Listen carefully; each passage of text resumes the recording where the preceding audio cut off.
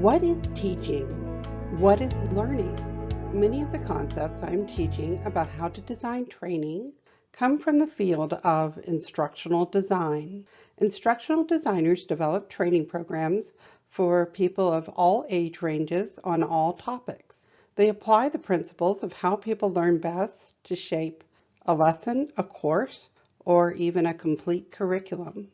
Instructional design started in World War II when soldiers were drafted in large numbers into the armed services. It was literally life or death for soldiers to learn quickly and effectively.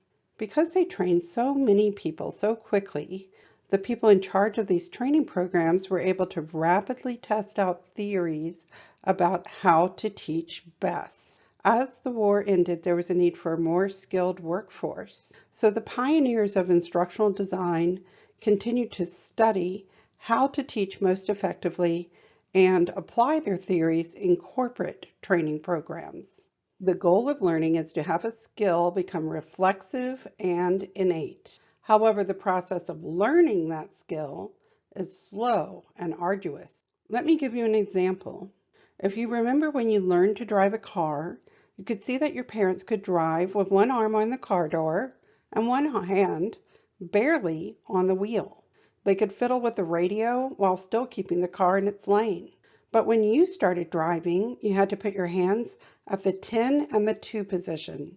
You couldn't tell the brake from gas. You stumbled around the block, barely, and it took a lot of practice before you tentatively tried to navigate the freeway.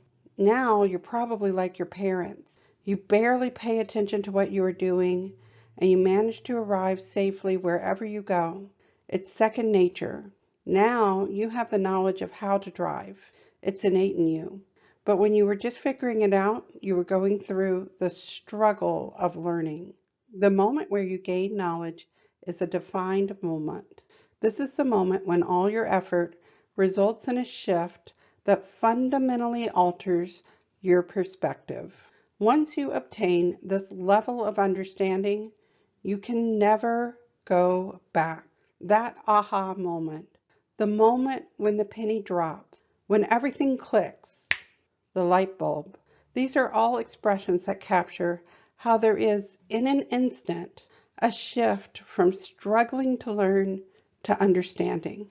As a student, these moments feel magical. And as a teacher, it's possible to design training that intentionally gets your students to that moment of realization. Teaching is a pleasure.